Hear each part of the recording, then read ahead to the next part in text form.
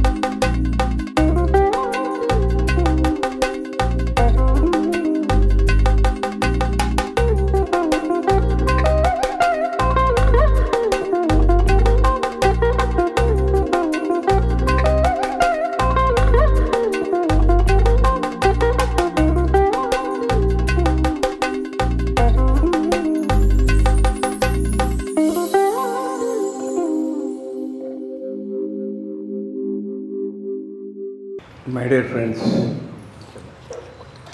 my dear masters and my dear gods, ನಾನು ಚೈತನ್ಯ ಹೇಳಿದ್ರೆ ಸರಿ ಹೋಗಲ್ಲ. ನೆನಪಿಟ್ಟುಕೊಂಡು ಕ್ಷಣ ಕ್ಷಣ ನಾವು ನಮ್ಮ ಮನಸ್ಸು ನಮ್ಮ ಜೊತೆಗಿದೆಯಾ ಎಲ್ಲನ ಹೋಗ್ತಾ ಇದೆಯಾ, ಇದು ಯಾವಾಗಲೂ ನಮಗೆ ಅರಿವಿರಬೇಕು.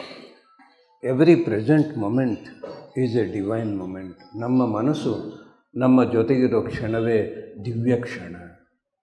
ಕಣ್ಣು ಬಿಟ್ಟಿರಲಿ, ಕಣ್ಣು ಮುಚ್ಚಿಕೊಂಡಿರಲಿ, ಮನಸ್ಸು ಎಲ್ಲಿರಬೇಕು?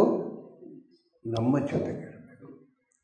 ಧ್ಯಾನಕ್ಕೆ ಮುಂಚೆ ನಮ್ಮ ಮನಸ್ಸು ನಮ್ಮ ಜೊತೆಗಿಟ್ಟುಕೊಳ್ಳೋದು ಗೊತ್ತಿಲ್ಲ, ಅದೆಲ್ಲೋ ಹೋಗ್ತಾಯಿತ್ತು ಬರ್ತಾಯಿತ್ತು. ಇವಾಗ ಗೊತ್ತಾಗಿದೆ, ಮನಸ್ಸು ಜೊತೆಗಿಟ್ಟುಕೊಂಡರೆ ಏನು ಆಗುತ್ತೆ? ಯಾಕೆ ನಮ್ಮ ಮನಸ್ಸು ನಮ್ಮ ಜೊತೆಗಿಟ್ಕೋಬೇಕು? ಮನಸ್ಸು ನಮ್ಮ ಜೊತೆಗಿಟ್ಟರೆ ನಾವೇನಾಗ್ತೀವಿ, ನಾವು ಮಕ್ಕಳಾಗ್ತೀವಿ. ಮಕ್ಕಳನ್ನೇನಂತಾರೆ? ದೇವರು ಅಂತಾರೆ. ಯಾಕೆ? ನಾವು 7-8 ವರ್ಷದವರೆಗೆ ಮಕ್ಕಳೇ, ನಾವು ದೇವರಾಗಿದ್ದೀವಿ. ಆಮೇಲೆ ಮನುಷ್ಯರಾಗಿದ್ದೀವಿ. ಮಕ್ಕಳ ವಯಸ್ಸಲ್ಲಿರುವಾಗ ಮನಸ್ಸಿಲ್ಲ, ಯೋಚನೆ ಇಲ್ಲ. ಮಕ್ಕಳಿಗೆ ಯೋಚನೆ ಇರುತ್ತೆ? ಇರಲ್ಲ, ಅವರಿಗೆ ಮನಸ್ಸೇ ಇಲ್ಲ. ಯಾವಾಗ ಮನಸ್ಸಿಲ್ಲೋ, ಯೋಚನೆ ಇಲ್ಲೋ, ಇದು ಬ್ರಹ್ಮರಂದು ತೆಗೆದುಕೊಂಡಿರುತ್ತೆ, ವಿಶ್ವಶಕ್ತಿ ತುಂಬಿಕೊಳ್ತಾ ಇರುತ್ತೆ. ಮಕ್ಕಳಿಗೆ ಯಾಕೆ ಯೋಚನೆ ಇಲ್ಲ? ಮನಸ್ಸಿಲ್ಲ. ಮನಸ್ಸಂದರೆ ಏನು? ಯೋಚನೆಗಳು. ಯೋಚನೆಗಳು ಅಂದ್ರೇನು? ಓಡಾಡೋ ಮನಸ್ಸು, ಟ್ರಾವೆಲಿಂಗ್ ಮೈಂಡ್. ಇವಾಗ ನಿಮ್ಮ ಮನಸ್ಸು ನಿಮ್ಮ ಜೊತೆಗಿದೆ, ನನ್ನ ಮನಸ್ಸು ನನ್ನ ಜೊತೆಗಿದೆ. ನಿಮಗೆ ಯೋಚನೆ ಇಲ್ಲ, ನನಗೆ ಯೋಚನೆ ಇಲ್ಲ. ಇವಾಗ ಹೇಗಿದೆ ಮನಸ್ಸು? ನೆಮ್ಮದಿ ಆಗಿದೆ. ಯಾಕೆ? ಇದು ಖಾಲಿ ಇಲ್ಲ, ಯೋಚನೆ ಇಲ್ಲ. ಇದು ನಮಗೆ ಅನುಭವ ಇದೆ. ಆದ್ರೇನು ಆ ಮನಸ್ಸನ್ನು ಬಿಡ್ತಾ ಇರ್ತೀವಿ. ಬಿಡಬಾರದು ಆ ಮನಸ್ಸನ್ನ. ಆ ಮನಸ್ಸು ಒಂದು ಕ್ಷಣನೂ ನಮ್ಮನ್ನು ಬಿಟ್ಟು ಹೋಗಬಾರ್ದಂದ್ರೆ ನಾವು ಹೇಗಿರಬೇಕು, ಏನು ಮಾಡಬೇಕು, ಇದು ತಿಳ್ಕೊಳ್ಳೋದೇ ಜ್ಞಾನ. ಮಾಡಿದ್ರು ವಾಯು ಗಮನ ಮಾಡಿ ವಾಯುಪುತ್ರರಾಗಿದ್ದಾರೆ. ಚಿಕ್ಕ ವಯಸ್ಸಿಂದ ಸಾಧನೆ ಮಾಡಿದರು, ಶಕ್ತಿ ತುಂಬಿಕೊಂಡ್ರು. ಶಕ್ತಿಮಾನ್ ಹನುಮಾನ್. ಶಕ್ತಿ ತುಂಬಿಕೋಬೇಕಂದ್ರೆ ನಮ್ಮ ಮನಸ್ಸಲ್ಲಿ ಒಂದು ಯೋಚನೆ ಇರಬಾರ್ದು. ಇದು ಯಾವಾಗಲೂ ನಮ್ಮ ಮನಸ್ಸು ಜೊತೆಗಿದ್ದರೆ ಈ ಬ್ರಹ್ಮರಂದು ತೆಗೆದುಕೊಂಡಿರುತ್ತೆ. ನಮ್ಮ ಮನಸ್ಸು ನಮ್ಮ ಹತ್ರ ಎಲ್ಲೋ ಹೋಗಿದೆ ಅಂದರೆ ಇದು ಮುಚ್ಕೊಳ್ಳುತ್ತೆ, ಶಕ್ತಿ ಎಲ್ಲ ಹಾಳಾಗುತ್ತೆ. ಶಕ್ತಿನ ಉಳಿಸ್ಕೋಬೇಕಾ ಬೇಡವಾ? ಉಳಿಸ್ಕೋಬೇಕು. ದುಡ್ಡು ದುಡಿತೀವಿ, ಏನು ಮಾಡಬೇಕು? ದುಡ್ಡನ್ನು ಉಳಿಸ್ಕೊಂಡು ಇನ್ಶೂರೆನ್ಸ್, ಕರೆಂಟ್ ಬಿಲ್, ಹೌದಲ್ವ? ಮದುವೆ, ಮಕ್ಕಳು, ಓದು ಉಪಯೋಗಿಸ್ಕೋಬೇಕು. ಭೌತಿಕ ಜೀವನದಲ್ಲಿ ದುಡ್ಡು ಹೇಗೋ ಆಧ್ಯಾತ್ಮಿಕ ಜೀವನದಲ್ಲಿ ಶಕ್ತಿ ಹಾಗೆ. ದುಡ್ಡು ದುಡಿಯೋದು ಕಷ್ಟ, ನಷ್ಟನೂ ಬರ್ಬೋದು. ಶಕ್ತಿ ದುಡಿಯೋದು ಏನು ಕಷ್ಟವಿಲ್ಲ ರೀ. ಕಾಲು ಜೋಡಿಸಿ, ಬೆರಳು ಜೋಡಿಸಿ, ಕಣ್ಣು ಮುಚ್ಚಿಕೊಂಡರೆ 100% ಶಕ್ತಿನ ಉಳಿಸ್ಕೊಂತೀವಿ. ಏನು ಮಾಡಬೇಡ, ಧ್ಯಾನನೂ ಮಾಡಬೇಡ. ಈ ಕಣ್ಣು ಮುಚ್ಕೊಂಡ್ರೆ 80% ಶಕ್ತಿ ಉಳಿಸ್ಕೊತೀವಿ. ದೇಹದ ಕೆಲಸ ನಿಂತು ಹೋದರೆ 20%, 100% ಶಕ್ತಿ ಉಳಿಸ್ಕೋಬೋದು. 5 ನಿಮಿಷ ಕಣ್ಣು ಮುಚ್ಚಿದ್ದರೇನು? ಈ ಕಣ್ಣುಗೆ ಬಾಗಿಲಿದಾವ, ಬಾಯಿಗೆ ಬಾಗಿಲಿದಾವ. ಯಾಕೆ? ಯಾವಾಗ ಮುಚ್ಕೋಬೇಕು, ಯಾವಾಗ ತೆಗಿಬೇಕು, ಅದಕ್ಕೇನು ಬೇಕು? ಜ್ಞಾನ ಬೇಕು. ಟೈಮ್ ಸಿಕ್ಕಿದೆ, ಕಣ್ಣು ಮುಚ್ಕೊಳ್ಳೋದು ಒಂದು 5 ನಿಮಿಷ. ಏನು ನಷ್ಟ ಇದೆ, ಏನು ಕಷ್ಟ ಇದೆ, ಧ್ಯಾನ ಕುದುರಿಲ್ಲ, ಬಿಟ್ಟು ಬಿಡೋಣ, ಒಂದು ತಾಸು ಕೂತ್ಕೊಳ್ಳೋಣ, ಏನೂ ನಷ್ಟ ಇಲ್ಲ. 100% ಶಕ್ತಿನ ಉಳಿಸ್ಕೊತೀವಿ. ಸಾರ್ ಧ್ಯಾನ ಕುದುರಲ್ಲ ಸಾರ್, ಕಣ್ಣು ಬಿಡ್ತೀನಿ. ಯಾಕೆ? ಸತ್ತೋಗ್ತೀಯ. ಥಿಯೇಟ್ರಿಗೆ ಹೋಗ್ತೀರಿ, 3 ತಾಸು ಫಿಲಿಮ್, ಅದು ಹೇಗೇ ಇರಲಿ, ಯಾರೂ ಹೊರಗೆ ಬರಲ್ಲ. ಯಾಕೆ? ದುಡ್ಡು, ಟಿಕೆಟ್ಟು ಇಲ್ಲಿ ಫ್ರೀ, ಇಲ್ಲಿ ಕೂತ್ಕೊಳ್ಳೋಕ್ಕೆ ನಮಗಾಗಲ್ಲ. ಏನು ನಷ್ಟ ಇದೆ? ಯಾವುದೇ ಒಂದು ದಿನಕ್ಕೆ ಬರುತ್ತೆ. Music, dance, practice makes man perfect. ಸಾಧನೆ ಸಾಧನೆ ಸಾಧನೆ.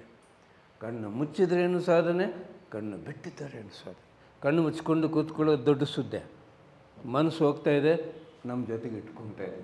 ಕಣ್ಣು ಬಿಟ್ಟಿದಾಗ ಮನಸ್ಸು ಜೊತೆಗಿದೆಯಾ ಇಲ್ವಾ? ಇದನ್ನು ಪ್ರಾಕ್ಟೀಸ್ ಮಾಡಬೇಕು. ಯಾಕೆ ಶಕ್ತಿ ನಮಗೆ ಯಾಕೆ ಬೇಕು? ಶಕ್ತಿ ಇಲ್ಲಾಂದರೆ ಈ ಮೈಕು ಕೆಲಸ ಬರುತ್ತೆ. ಈ ಕರೆಂಟ್ ಇಲ್ಲ ರೀ, ಮೈಕ್ ಇದೆ, ಏನನ್ನು ಉಪಯೋಗನ ಇಲ್ಲ. ಅದಕ್ಕೇನು ಬೇಕು? ಪವರ್ ಬೇಕು, ಕರೆಂಟ್ ಬೇಕು, ಎನರ್ಜಿ ಬೇಕು. ಎನರ್ಜಿಗಾಗಿ ಎಲ್ಲರೂ ಏನು ಮಾಡ್ತಾಯಿದ್ದಾರೆ? ತಿನ್ನೋದು. ಊಟದಿಂದ 1% ಎನರ್ಜಿ ಮಾಡ್ಕೊತೀವಿ. ನಿದ್ದೆದಿಂದ 10% ಎನರ್ಜಿ, ಧ್ಯಾನದಿಂದ 1000% ಎನರ್ಜಿ. ಊಟ ಮಾಡಬೇಕಂದ್ರೆ ದುಡಿಬೇಕು, ಪದಾರ್ಥಗಳು ತಂದ್ಕೋಬೇಕು, ಅಡುಗೆ ಮಾಡಬೇಕು, ತಿನ್ನಬೇಕು. ಹೋಗಲಿ ಎಲ್ಲ ಇದಾವೆ, ಅಡುಗೆ ಮಾಡಿದ್ದೀವಿ, ಊಟ ಇದೆ, ತಿನ್ನಬೇಕಂದ್ರೆ ಏನು ಬೇಕು? ಆರೋಗ್ಯ ಬೇಕು. ನೋಡಿರಿ, ಒಂದು ವೇಳೆಗೆ ಎಲ್ಲ ಇದ್ದಾವೆ, ತಿನ್ನಬೇಕಂದ್ರೆ ಏನು ಬೇಕು? ಆರೋಗ್ಯ ಬೇಕು. ಆರೋಗ್ಯ ಬೇಕಂದ್ರೆ ನಾವು ಹೇಗಿರಬೇಕು? ಶಕ್ತಿ ತುಂಬಿಕೊಂಡಿರಬೇಕು. ಯಾವ ವೈರಸ್ ಬ್ಯಾಕ್ಟೀರಿಯಾ ನಮ್ಮ ಹತ್ರ ಬರಬಾರ್ದು ಅಂದರೆ ಶಕ್ತಿ ತುಂಬಿಕೊಂಡಿರಬೇಕು. ಇರೋ ಬ್ಯಾಕ್ಟೀರಿಯಾ ವೈರಸ್ ಹೋಗಬೇಕು. ಯಾವ ಬ್ಯಾಕ್ಟೀರಿಯಾ ವೈರಸ್ ನಮ್ಮ ಹತ್ರ ಬರಬಾರ್ದು ಅಂದರೆ ನಾವು ಹನುಮಾನ್, ಶಕ್ತಿಮಾನ್ ಆಗಿರಬೇಕು. ಚಿಕ್ಕ ವಯಸ್ಸಿಂದ ಮಾಡಿದ್ದಾರೆ ಅವರು. ಆದರೆ ನಮಗೆ ಗೊತ್ತಿಲ್ಲ, ಇವಾಗ ಗೊತ್ತಾಯಿತು. ಏನು ಮಾಡಬೇಕು? ಟೈಮ್ ಸಿಕ್ಕಿದ್ದರೆ ಸಾಧನೆ. ಎರಡು ಜೀವನಗಳು, ಭೌತಿಕ ಜೀವನ, ಆಧ್ಯಾತ್ಮಿಕ ಜೀವನ. ಈ ಭೌತಿಕ ಜೀವನ ಅಂದರೆ ಏನು? ದಿನಾಲು ಎದ್ದೊಳೋದು, ದುಡಿಯೋದು, ಬಿಸಿಬೇಳೆಬಾತ್ ತಿನ್ನೋದು, ಸೀರಿಯಲ್ ನೋಡೋದು, ಮಲ್ಕೊಳ್ಳೋದು. ಇದು ಭೌತಿಕ ಜೀವನ. ಪೂಜಾ, ಸ್ತೋತ್ರ, ಜಪ, ಯಜ್ಞ, ಯಾಗ ಇದು ಸಂಪ್ರದಾಯ. ಇದು ಆಧ್ಯಾತ್ಮಿಕ ಜೀವನವಲ್ಲ. ಎಲ್ಲರೂ ಅನ್ಕೊತಾ ಇದ್ದಾರೆ, 3 ತಾಸು ಪೂಜೆ ಮಾಡ್ತಾಯಿದ್ದೀನಿ, 2 ತಾಸು ಸ್ತೋತ್ರ ಮಾಡ್ತಾಯಿದ್ದೀನಿ, 3 ಲಕ್ಷ ಜಪ ಮಾಡ್ತಾಯಿದ್ದೀನಿ, ಯಜ್ಞ ಮಾಡ್ತಾಯಿದ್ದೀನಿ, ಯಾಗ ಮಾಡ್ತಾಯಿದ್ದೀನಿ. ಇದು ಆಧ್ಯಾತ್ಮಿಕ ಜೀವನವ? ಅಲ್ಲರೀ.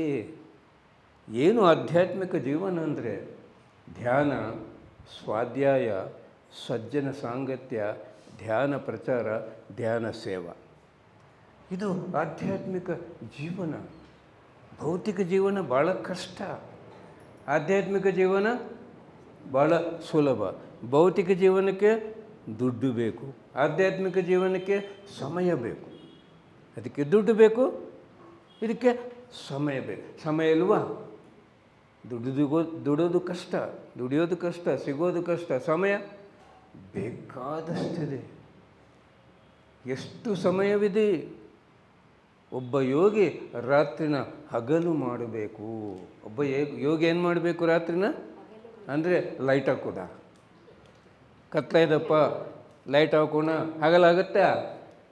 ರಾತ್ರಿ ಸಮಯವು ಆಧ್ಯಾತ್ಮಿಕ ಜೀವನಕ್ಕೆ ಉಪಯೋಗಿಸ್ಕೋಬೇಕು.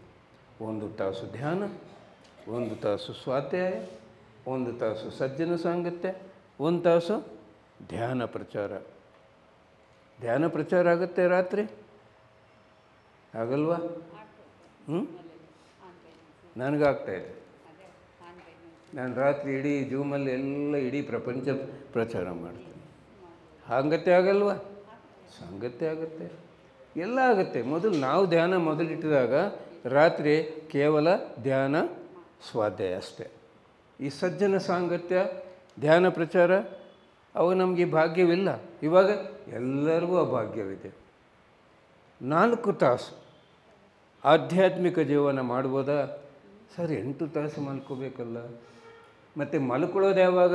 ಇದೊಂದು ಡೌಟ್, ಹೌದಲ್ವ? ಅರ್ಧ ತಾಸು ಧ್ಯಾನ 8 ತಾಸು ನಿದ್ದಕ್ಕೆ ಸಮಾನ. ಅರ್ಧ ತಾಸು ಧ್ಯಾನ 8 ತಾಸು ನಿದ್ದಕ್ಕೆ ಸಮಾನ. ತಿಳ್ಕೋಬೇಕು ಆ ಶಕ್ತಿ ಹೇಗೆ ಬರುತ್ತೆ. ಇದೆಲ್ಲ ನಾವು ತಿಳ್ಕೊಂಡ್ರೆ ಸಾಧ್ಯವೇ, ಇದು ಅಸಾಧ್ಯವಿಲ್ಲ ಅಂತ ಗೊತ್ತಾಗುತ್ತೆ. Unconscious rest to the mind is sleep, conscious rest to the mind is meditation. ಅಜಾಗೃತಿ ಸ್ಥಿತಿಯಲ್ಲಿ ಮನಸ್ಸಿಗೂ ವಿಶ್ರಾಂತಿ ಕೊಡುವುದು ನಿದ್ದೆ. ಜಾಗೃತಿ ಸ್ಥಿತಿಯಲ್ಲಿ ಮನಸ್ಸಿಗೆ ವಿಶ್ರಾಂತಿ ಕೊಡುವುದು ಧ್ಯಾನ. 1 ಗ್ಲಾಸು ಈಗ ಮಲಗಿಸಿದ್ರೆ ಎಷ್ಟು ನೀರಿರುತ್ತೆ? 2-3 ಡ್ರಾಪ್. ನಿಂದಿರಿಸಿದ್ರೆ ಗ್ಲಾಸ್ ತುಂಬ. ಮಲ್ಕೊಳ್ಳೋದು ಈಗ, ಧ್ಯಾನ ಮಾಡೋದು ಈಗ. ಅರ್ಥ ಆಯ್ತಾ? ಧ್ಯಾನ ಮಾಡೋದು ಎಷ್ಟು ಶಕ್ತಿ ಬರುತ್ತೆ. ನಾವು ಕೂತ್ಕೊಂಡು ಧ್ಯಾನ ಮಾಡಿದ್ದೇವೆ, ಮಲ್ಕೊಂಡು ಧ್ಯಾನ ಮಾಡ್ತೀವಿ. ಕೂತ್ಕೊಂಡು ಎಷ್ಟು ಶಕ್ತಿ ಬಂತು? ಅದ್ಭುತ, ಅದ್ಭುತ,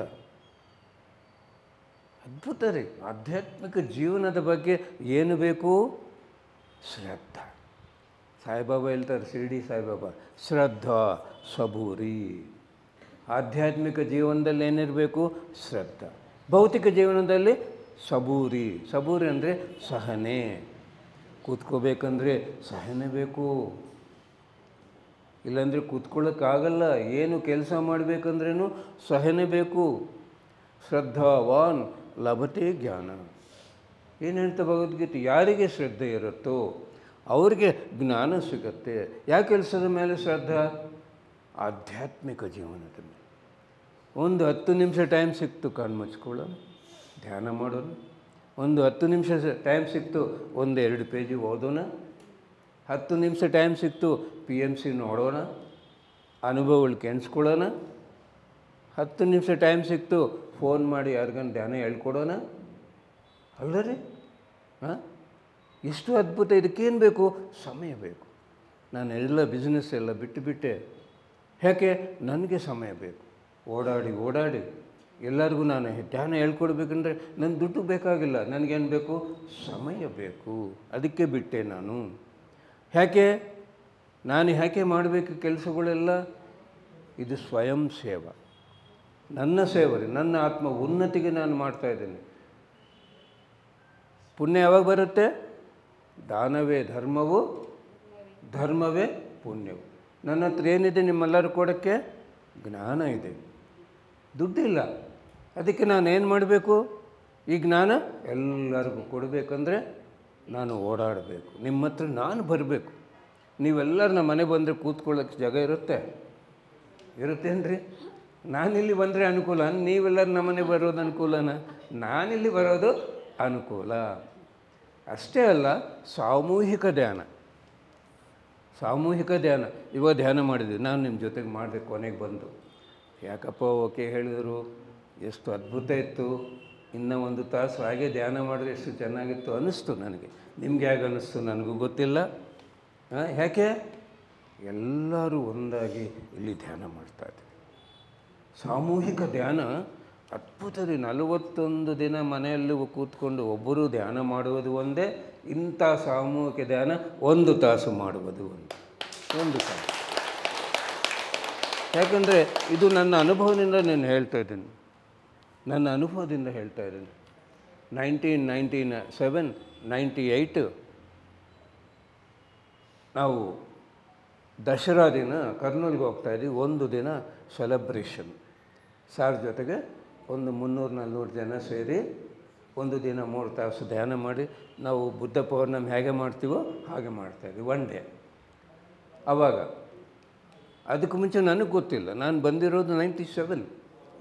ಯಾಕೆ ಮಾಡಿಸಿದ್ರು ಸಾರ್ ಸಾಮೂಹಿಕ ಧ್ಯಾನ ಅಂತ?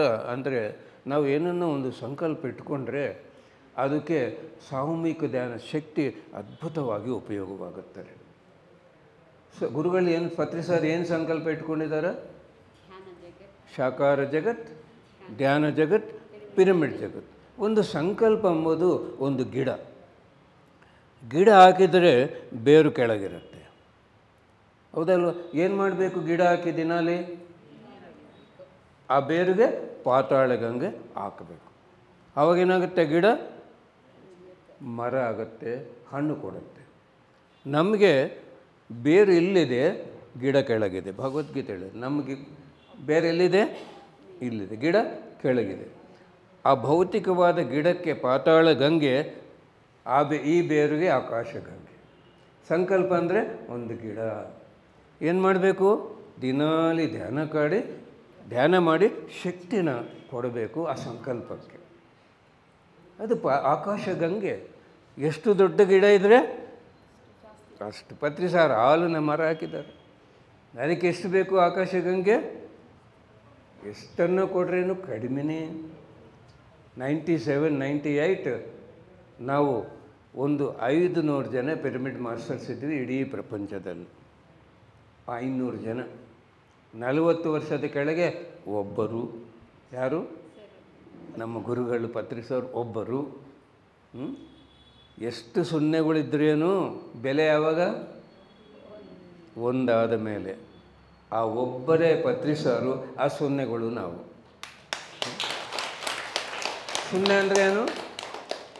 ಮನಸ್ಸನ್ನು ಶೂನ್ಯವಾಗಿಟ್ಟುಕೊಳ್ಳೋದು. ಶೂನ್ಯ.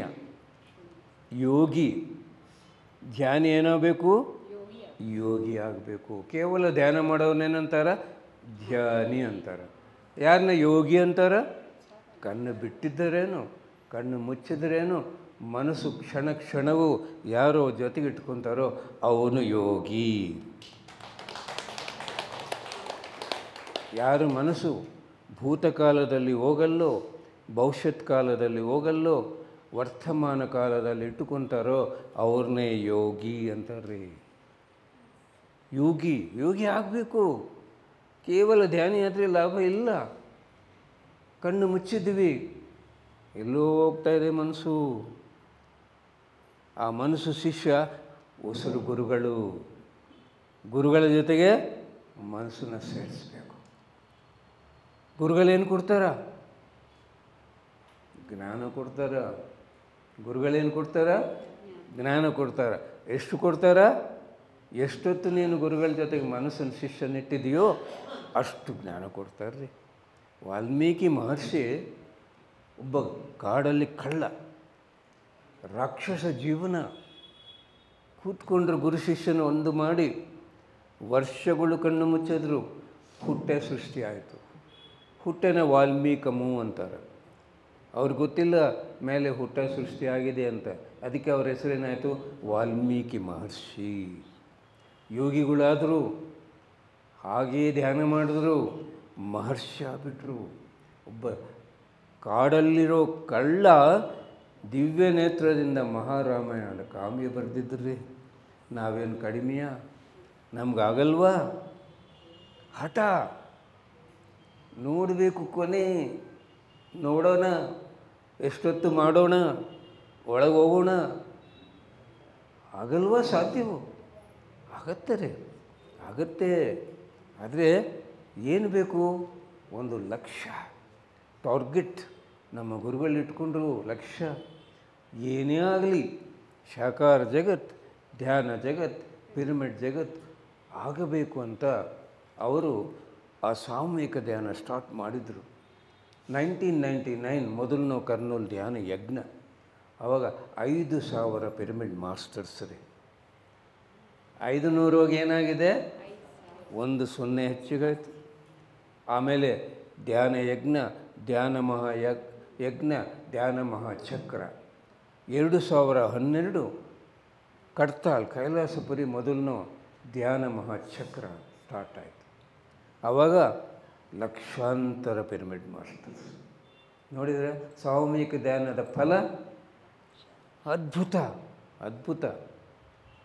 ಆಮೇಲೆ ಸರ್ ಹೇಳ್ತಾಯಿದ್ರು 2000ರಲ್ಲಿ ಏನೋ ಆಗುತ್ತಂತ ಅಂದ್ಕೊಂಡಿದ್ದೀವೋ, ಏನೂ ಆಗಲಿಲ್ಲ. 2012 ಏನೋ ಆಗುತ್ತೆ ಅಂತ ಅಂದ್ಕೊಂಡಿದ್ದೀವಿ, ಏನೂ ಆಗಲಿಲ್ಲ. 2012 21 ಬೆಳಿಗ್ಗೆ 10 ಸಾವಿರ ಏನು ಸಂದೇಶ ಕೊಟ್ರಿ ಅಂದರೆ ಕೈಲಾಸಪುರಿ ದಿನಾಲಿ ಕೊಡ್ತಾರಲ್ಲ ಬೆಳಿಗ್ಗೆ ಧ್ಯಾನ ಯಾಗ ಚಕ್ರದಲ್ಲಿ ಹೇಳಿದ್ರು. ಇವತ್ತು ರಾತ್ರಿ ಅಂದರೆ ಡಿಸೆಂಬರ್ 21 ಡಿಸೆಂಬರ್ 2012 21 ರಾತ್ರಿ 12 ಗಂಟೆಯಿಂದ ಸತ್ಯಯುಗ ಆರಂಭವಾಗತ್ತೆ. ಈ ಯುಗ ಏನು? ಕಲಿಯುಗ ಅಲ್ಲರಿ. ನಾವೆಲ್ಲರೂ ಕಲಿಯುಗ ಅನ್ಕೊತ ಇದ್ದೀವಿ. ಇದು ಸತ್ಯಯುಗ. ನೋಡ್ರಿ, ಅಲ್ಲಿಂದ ನಾವು ಇನ್ನೂ ಹೆಚ್ಚಿಗೆ ಮಾಡ್ತಾ ಹೋಗಿದ್ದೀವಿ. ಧ್ಯಾನ ಪ್ರಚಾರ ಇರ್ಬೋದು, ಧ್ಯಾನ ಇರ್ಬೋದು. 2019 ಮಹಿಳಾ ಧ್ಯಾನ ಮಹಾಚಕ್ರ. ಮಹಿಳೆಯರೆಲ್ಲರನ್ನ ಇಷ್ಟು ಮಹಿಳೆಯರು ಹೊರಗೆ ತಂದಿರೋರು ಯಾರ್ರೀ ಅಂದ್ಕೊಂಡ್ರೆ? ಯಾವತ್ತನ್ನ ಈಗ ಬಂದು ಮೈಕ್ ತೊಗೊಂಡು ಮಾತಾಡ್ತೀವಿ. ನಾನು ಅಂದ್ಕೊಂಡಿಲ್ಲ ರೀ. ನಾನು ಬಿಸ್ನೆಸ್ ಮಾಡೋವನು. ನಾನು ಕನಸಲ್ಲಿಲ್ಲ ಹೀಗೆ ಮಾತಾಡ್ತೀನಿ ಅಂತ. ನಡೀತಾ ಇತ್ತು. ಆ ಸ್ತ್ರೀ ಶಕ್ತಿ ಅಂದರೆ ಏನು, ಎಷ್ಟು ಅದ್ಭುತ ಸ್ತ್ರೀ ಶಕ್ತಿ ಅಂತ ಸಾರ್ಗೂ ಗೊತ್ತಾಯ್ತು ರೀ, ಪತ್ರಿ ಸರ್ಗೆ. ಏನು ರೀ ಸ್ತ್ರೀ ಶಕ್ತಿ ಅಂದರೆ? ಯಾಕೆ ಸ್ತ್ರೀ ಶಕ್ತಿ ಅಷ್ಟು ಅದ್ಭುತ? ಮಹಿಳೆಯಂದ್ರೆ ಏನಂತಾರ? ಪ್ರಕೃತಿ. ಆಮೇಲೆ ಏನಂತಾರ? ಶಕ್ತಿ ಮಾತೆ ಅಲ್ಲ, ಪ್ರಕೃತಿ ಶಕ್ತಿ ಮಾತಾ. ನಮ್ಮನೇನಂತಾರ? ಏನನ್ನಲ್ಲ, ತೆಲುಗಲ್ಲೇ ಹೇಳ್ತಾರೆ ಮಗ ಪುರುಗುಲು ಅಂತ, ಹುಳಗಳು ಅಂತ. ತೆಲುಗಲ್ಲಿ ಮಗ ಪುರುಗು ಅಂದರೆ ಹುಳ, ನಾವು ಹುಳಗಳು. ನಮ್ಮ ಹತ್ರ ಏನಿದೆ? ಅಹಂಕಾರ ಇದೆ. ಪುರುಷರ ಹತ್ರ ಏನಿದೆ? ಅಹಂಕಾರ ಇದೆ. ನಿಮ್ಮ ಹತ್ರ ಏನಿದೆ? ಎಲ್ಲ ಗುಣಗಳಿದ್ದಾವೆ. ಗುಣಗಳು ಸಹನೆ, ಕರುಣ, ಪ್ರೀತಿ, ತ್ಯಾಗ ನ್ಯಾಚುರಲಿ ಸಹಜವಾಗಿರ್ತವೆ ನಿಮಗೆ. ನಮಗೆಲ್ಲವೂ ಎಲ್ಲ ಗುಣಗಳು. ಆತ್ಮ ಉನ್ನತಿ ಆಗಬೇಕಂದ್ರೆ ಗುಣಗಳು. ಆಮೇಲೆ ಸರ್ ಹೇಳ್ತಾಯಿದ್ರು, ಎಷ್ಟು ಚಾಲೆಂಜಸ್ ಹೆಚ್ಚಿಗಿಡ್ತಾವೋ, ಎಷ್ಟು ಫೇಲ್ಯೂರ್ಸ್ ಹೆಚ್ಚಿಗಿಡ್ತಾವೋ ಆತ್ಮ ಅಷ್ಟು ವೇಗವಾಗಿ ಉದ್ಧಾರವಾಗತ್ತೆ. ಎಲ್ಲರೂ ಏನು ಬೇಡಪ್ಪ ಚಾಲೆಂಜಸ್, ನನಗೇನು ತೊಂದರೆ ಇರಬಾರ್ದು, ಒಂದು ಫೇಲ್ಯೂರ್ ಇರಬಾರ್ದು ಅಂದರೆ ಆತ್ಮದ ಉದ್ಧಾರ ಆಗಲ್ಲ. ಈ ಆತ್ಮಗೆ ಬಹಳ ಇಷ್ಟ ಹೊಸದು, ಇನ್ನೂ ಕಲ್ತ್ಕೋಬೇಕು, ಇನ್ನೂ ದೊಡ್ಡ ಚಾಲೆಂಜ್ ಬೇಕು ಅಂತ. ಅದಕ್ಕೆ ಜನ್ಮ ತಗೊಳ್ಳೋಕ್ಕೆ ಮುಂಚೆ ಏನು ಹೇಳುತ್ತೆ ಭಗವದ್ಗೀತಾ? ನಿನ್ನ ವಾಸ್ತವಕ್ಕೆ ನೀನೇ ಕಾರಕ.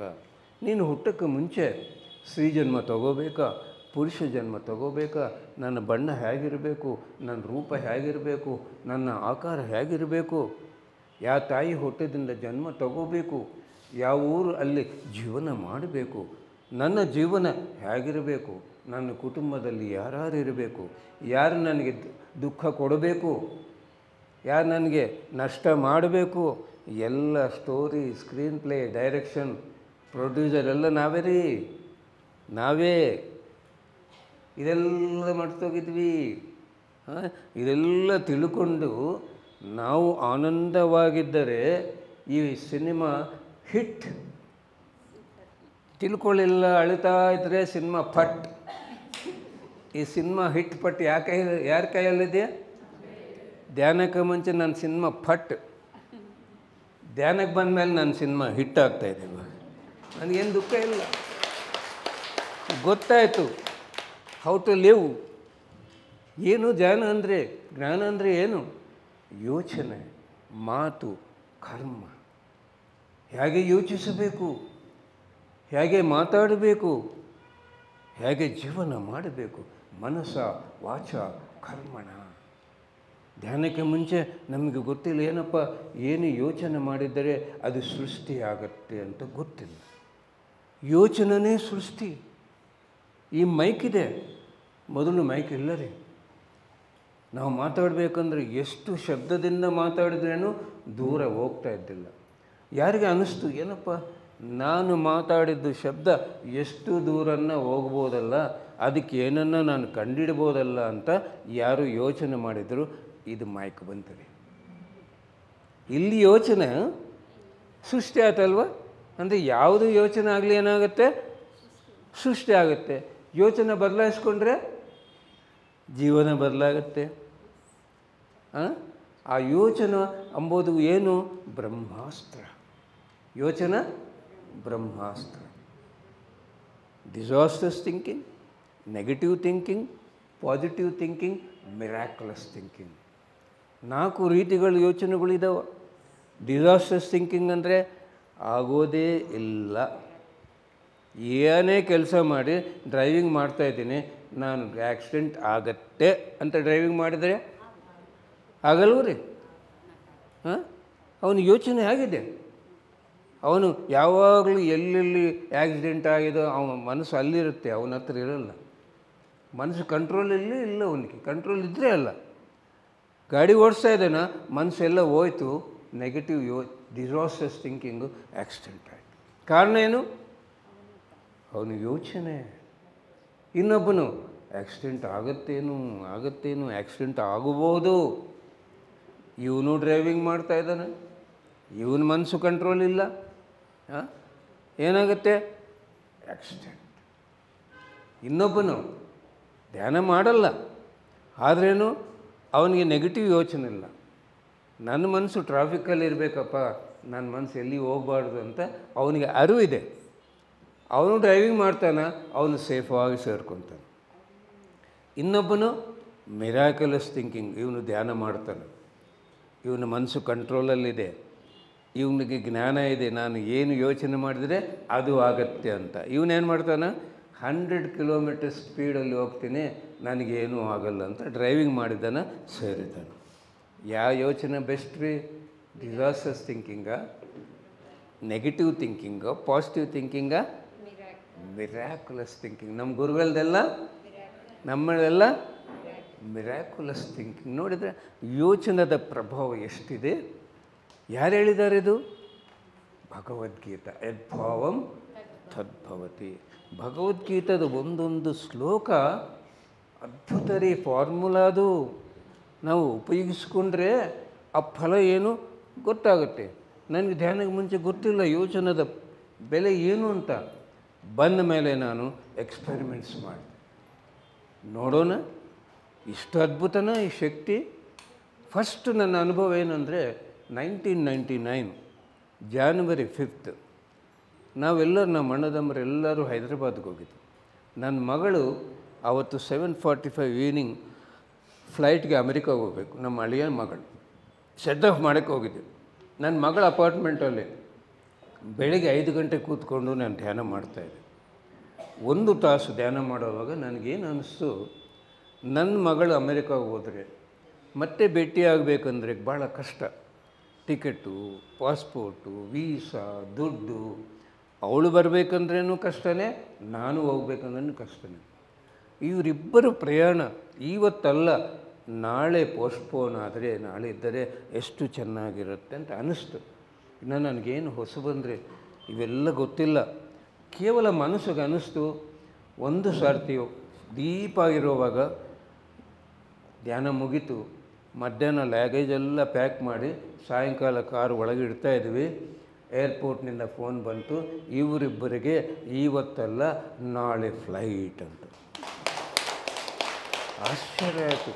ಫ್ಲೈಟು ಕ್ಯಾನ್ಸಲ್ ಆದರೆ ಆಗತ್ತೆ, ಫ್ಲೈಟ್ ಪೋಸ್ಟ್ಪೋನ್ ಆದರೆ ಆಗತ್ತೆ. ಇವರಿಬ್ಬರಿಗೆ ಆಗಬೇಕಂದ್ರೆ ಇದು ಮಿರಾಕಲ್ ಅಲ್ಲ, ಅದ್ಭುತ ಅಲ್ರಿ. ಇನ್ನೊಂದು, ನಾವು ಯಾವುದನ್ನು ಸಂಕಲ್ಪ ಇಟ್ಕೊಂಡ್ರೆ ಇನ್ನೊಬ್ಬರಿಗೆ ತೊಂದರೆ ಆಗಬಾರ್ದು. ಫ್ಲೈಟ್ ಕ್ಯಾನ್ಸಲ್ ಆಗಬೇಕಂತ ಅನ್ಕೋಬಾರ್ದು, ಫ್ಲೈಟ್ ಡಿಲೇ ಆಗಬೇಕಂತ ಅನ್ಕೋಬಾರ್ದು. ನಮಗೇನು ಬೇಕೋ ಅದು ಅನ್ಕೋಬೇಕು, ಅದು ಅನ್ಕೋಬೇಕು ರೀ. ಟ್ರೈನು ನಾವು ಸ್ಟೇಷನ್ಗೆ ಹೋಗ್ತಾಯಿದ್ದೀವಿ, ಟ್ರೈನ್ ಡಿಲೇ ಆಗಬಾರ್ದು ಅನ್ಕೋಬಾರ್ದು, ಆಗಬೇಕು ಅಂತ ಅನ್ಕೋಬಾರ್ದು. ನಾನು ಹೋಗೋವರೆಗೆ ನಿಂತ್ಕೋಬೇಕಂತ ಅನ್ಕೋಬಾರ್ದು, ನಾನು ಟ್ರೈನ್ ಏರಬೇಕಂತ ಅನ್ಕೋಬೇಕು. ಅದು ಹೇಗೆ ಆಗಲಿ, ಇನ್ನೊಬ್ಬರಿಗೆ ನಮ್ಮ ಯೋಚನೆಯಿಂದ ತೊಂದರೆ ಆದರೆ ಪಾಪ ಆಗುತ್ತೆ. ಯಾವುದೇ ಆಗಲಿ ಇದು ಪಾಪನೇ, ಯಾರಿಗೂ ತೊಂದರೆ ಆಗಬಾರ್ದು. ಏನಪ್ಪ ಇದು ಸಾಧ್ಯವೇನಾ? ಆಗತ್ತೇನ್ರಿ ಫ್ಲೈಟು? ಒಂದಿನ ನಾಳೆ ಹೋಗ್ತೀರಿ ಅಂದರೆ ಕೊಡ್ತಾರ ಪರ್ಮಿಷನ್? ಆವಾಗ ಅನಿಸು ಏನು ಪವರ್ ಇದೆ ನಮ್ಮ ಯಾವಾಗ ಈ ಪವರ್ ಕೆಲಸ ಬಂತು?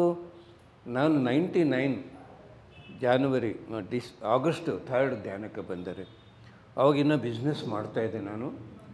ಮೊದಲನೇ ದಿನ ಧ್ಯಾನ ಕೂತ್ಕೊಂಡ್ರೆ ಆ ಬ್ರಹ್ಮಾನಂದ ಹೊಂದಿದ ಮೇಲೆ ಅನ್ನಿಸ್ತು ಇನ್ನೇನು ಬೇಡ.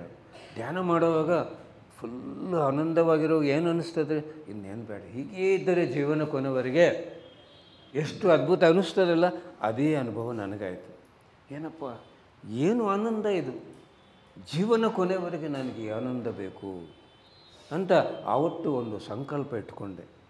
ಯಾವತ್ತೂ ನಾನು ಧ್ಯಾನ ಮಾಡಲು ಆವತ್ತು ಏನೂ ತಿನ್ನಲ್ಲ, ಯಾವತ್ತೂ ಧ್ಯಾನ ಮಾಡಲು ಆವತ್ತು ಮಲ್ಕೊಳ್ಳಲ್ಲ. ಈ ಧ್ಯಾನವನ್ನು ಇಡೀ ಪ್ರಪಂಚಕ್ಕೆ ಎಲ್ಲರಿಗೂ ಹೇಳ್ಕೋಬೇಕು, ಎಲ್ಲರೂ ಕೇಳಿಸ್ಬೇಕು ಅಂತ ನಾನು ಒಂದು ಸಂಕಲ್ಪ ಇಟ್ಕೊಂಡೆ.